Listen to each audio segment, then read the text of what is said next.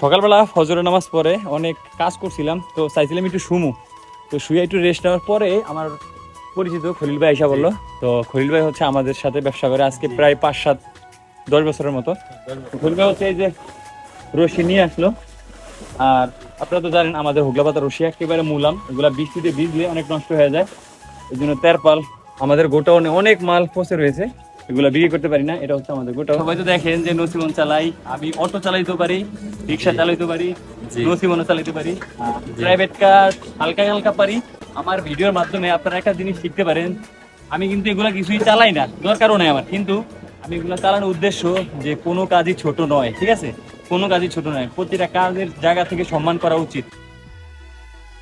আপনারা তো সকলে জানেন যে আমি একজন ভিআইপি বদলা। তো সেম আমার রশির কাজের আজকে হচ্ছে মাল ডেলিভারি দিতেছি আমরা, বাংলাদেশের বিভিন্ন জেলায় তো মাল বিক্রি করি, আজকে এক জায়গায় দিতেছি। এই হচ্ছে আমরা মেন রোডের কাছে গাড়ি লোড দিতেছি। আমার সাথে আছে রায়হান, আমার সাথে আছে রিপন মন্ডল না হাজি, আর আমার ভাইয়া মিনে। আজকে গাড়ি লোড দেওয়ার সময় একটা মানুষ আমাকে 2টা আটা গিফট করলো, খুবই ভালো লাগলো।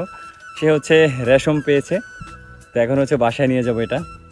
প্রতিবারের মতো আজকে একটা কথা বলি, যেহেতু আমরা মুসলমান, যারা ঠিকমতো নামাজ না পড়েন তারা নামাজ পড়ার চেষ্টা করেন, আর যারা নামাজ পড়েন তারা 5 ওয়াক্ত নামাজ সবসময় পড়ার চেষ্টা করবেন, আর আমার জন্য দোয়া করবেন।